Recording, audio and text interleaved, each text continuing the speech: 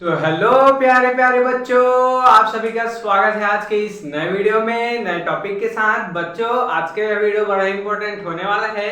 आज की इस वीडियो में बच्चों हम लोग क्या पढ़ने वाले हैं समझने का यहाँ पर प्रयास करेंगे। आज की इस वीडियो में बच्चों हम लोग कक्षा 12 जीव विज्ञान के बच्चों क्लास 12 बायोलॉजी से बच्चों कौन से चैप्टर के अंतर्गत बच्चों मानव कल्याण में सूक्ष्म जीव चैप्टर के अंतर्गत बच्चों जीवाणु अर्थात बच्चों बैक्टीरिया के बारे में संपूर्ण जानकारी आपको बड़ी आसानी से देने वाले हैं। आज के इस वीडियो में बच्चों हम लोग जानेंगे कि जीवाणु क्या होता है, बैक्टीरिया क्या होता है और इसके कुछ लक्षण के बारे में आपको संपूर्ण जानकारी बड़ी आसानी से देने वाले हैं। तो आप इस वीडियो में अंत तक जो से बने रहिएगा बच्चों। आपको यह जीवाणु जो है बैक्टीरिया जो है पूरा एक एक क्लियर जरूर से हो जाएगा वीडियो के अंत तक। तो चलिए बच्चों अब हम बिना किसी समय गंवाए इस टॉपिक को समझने का प्रयास करते हैं। तो देख सकते हैं बच्चों सबसे पहले हम लोग मानव कल्याण में सूक्ष्म जीव चैप्टर के अंतर्गत बच्चों जीवाणु को समझेंगे, फिर उसके कुछ लक्षण को हम लोग देखने वाले हैं। तो समझने का प्रयास करेंगे कि आखिर बैक्टीरिया क्या होता है। तो बच्चों सबसे पहले बैक्टीरिया को जानते हैं कि यह क्या होता है। बच्चों जो बैक्टीरिया होता है वह हमारे सामान्य आंखों से दिखाई नहीं देता है, यानी कि बच्चों इन आंखों से दिखाई नहीं देता है। इनको किसके द्वारा देखा जाता है बच्चों, सूक्ष्मदर्शी द्वारा देखा जाता है।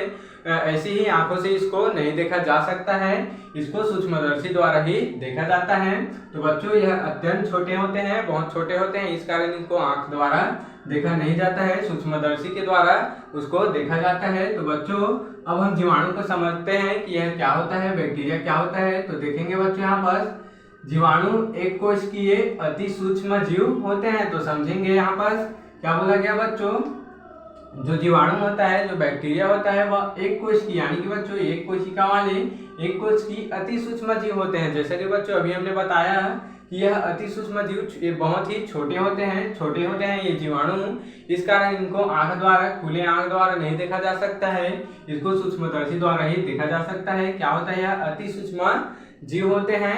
आगे समझेंगे यह पृथ्वी पर उसके अंदर यानी कि बच्चों यह पृथ्वी के अंदर वायुमंडल में सभी जगह क्या होते हैं बच्चों विद्यमान होते हैं, पाए जाते हैं। समझेंगे यहाँ पर यह जो बैक्टीरिया होता है वह टोटल जगह में पाए जाते हैं, यानी कि बच्चों पृथ्वी के अंदर होता है, पृथ्वी के बाहर होता है, जल में होता है, थल में होता है, वायुमंडल में भी क्या होता है बच्चों यह उपस्थित होता है। आगे जानेंगे इसी प्रकार ये जीव शरीर में भी क्या होते हैं बच्चों उपस्थित होते हैं। समझेंगे इसी प्रकार ये कुछ जीव में उसके शरीर में भी क्या होते हैं बच्चों वहां पर उपस्थित होते हैं। अर्थात बच्चों जलवायु लगभग देख सकते हैं बच्चों, अर्थात जीवाणु लगभग प्रत्येक स्थान पर विद्यमान होते हैं। तो क्या बोला गया बच्चों यहाँ पर समझेंगे जो यह अति सूक्ष्म जीव जो जीवाणु होता है वह पृथ्वी के अंदर होता है, बाहर होता है और क्या बच्चों वायुमंडल में भी होता है प्रत्येक स्थान पर, कुछ जीवों के शरीर में भी यह पाया जाता है।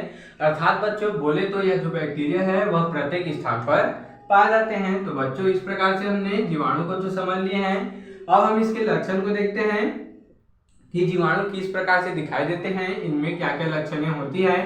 तो देख सकते हैं यहाँ पर समझने का प्रयास करेंगे।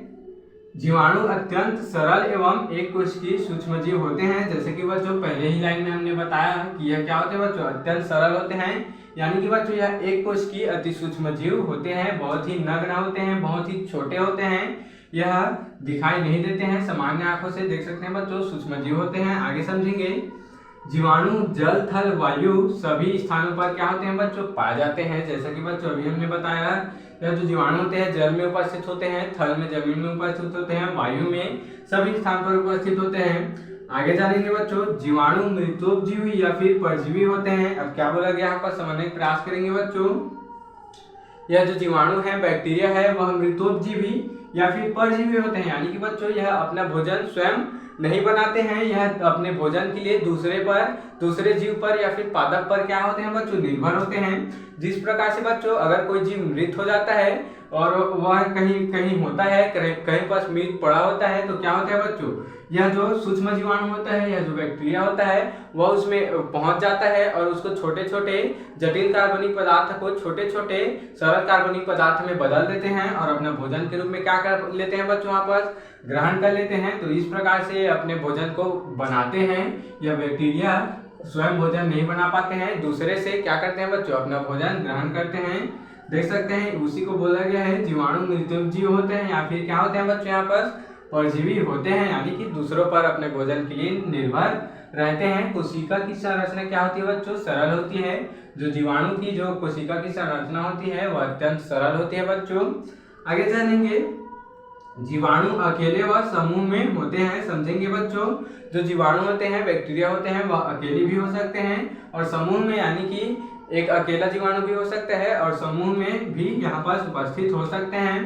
वह 70 प्रकार के राइबोसोम पाए जाते हैं। समझेंगे बच्चों, जो राइबोसोम होते हैं दो प्रकार के होते हैं, एक 70 हो गया, दूसरा क्या हो गया बच्चों? 80। तो यह जो जीवाणु होता है, बैक्टीरिया, इनमें क्या पाए जाते हैं बच्चों? 70 प्रकार के राइबोसोम पाए जाते हैं। आगे समझेंगे, यह बर्फ या गर्म जल के झरने में 80 डिग्री सेल्सियस तापक्रम पर भी क्या होते हैं? यहाँ पर पाए जाते हैं। अब क्या बोल दिया गया बच्चों? समझेंगे यहाँ पर, यह किस में होते हैं बच्चों? बर्फ में भी उपस्थित होते हैं और गर्म जल के झरने में, यानी कि बच्चों जो गर्म जल के जो झरने होते हैं, यानी कि 80 डिग्री सेल्सियस तापक्रम पर भी यह क्या होते हैं बच्चों? बैक्टीरिया पाए जाते हैं। वहां पर यह जीवित होते हैं। उसी को यहाँ पर बोला गया है कि यह गर्म जल के झरने में 80 डिग्री तापक्रम पर भी यह क्या होते हैं बच्चों? पाए जाते हैं यहाँ पर। आगे समझेंगे, इनमें जनन सामान्यतः द्विविभाजन द्वारा होता है। अब बच्चों, इनमें जनन कैसे होता है? द्विविभाजन। यहाँ पर समझने का प्रयास करेंगे बच्चों। देख सकते हैं, मान लो यह क्या है बच्चों? यह एक प्रकार से बैक्टीरिया है बच्चों। समझेंगे यहाँ पर, यह क्या है? यहाँ पर जीवाणु हो गया बच्चों। यह क्या हो गया? जीवाणु हो गया। अब बच्चों, इनमें क्या होता है? द्विविभाजन होता है। तो यह क्या हो जाता है बच्चों? बीच से क्या हो जाता है? यहाँ पर अलग हो जाता है। तो कुछ इस प्रकार से हो जाता है बच्चों। यह जो जीवाणु होता है कुछ इस प्रकार से हो जाता है। समझने का प्रयास करेंगे, यह जो जीवाणु है इस प्रकार से हो जाता है। उसके बाद बच्चों, द्विविभाजन पूरा होने के पश्चात क्या हो जाता है बच्चों? यह दो अलग अलग भागों में क्या हो जाता है? बट जाता है और दो प्रकार के क्या बना लेते हैं? यहाँ पर बैक्टीरिया बना लेते हैं। तो इसी को बोला गया है बच्चों, यहाँ पर क्या हो जाता है? यह दो अलग अलग भागों में बढ़ जाते हैं, यानी कि दो अलग अलग जीवाणु का क्या हो जाता है बच्चों? यहाँ पर विकास हो जाता है। उसी को यहाँ पर बोला गया है कि इनमें जनन कैसे होता है बच्चों? सामान्यतः द्विविभाजन द्वारा होता है, यानी कि एक जो बैक्टीरिया होता है वह बीज से अलग होता है। बीज से अलग होने के पश्चात दो अलग अलग जीवाणु का निर्माण कर देते हैं, विकसित हो जाते हैं। तो बच्चों, इस प्रकार से हमने बड़े आसानी से मानव कल्याण में सूक्ष्म जीव अध्याय के अंतर्गत बच्चों क्या समझ चुके हैं? जीवाणु यानी कि बैक्टीरिया को और इसके लक्षण को समझ चुके हैं। आप इसके स्क्रीनशॉट ले सकते हैं। तो बच्चों, आशा करता हूं कि यह टॉपिक आपको जरूर से समझ में आया होगा और ऐसे ही नॉन इम्पोर्टेंट टॉपिक के लिए मेरे इस चैनल में बने रहिएगा।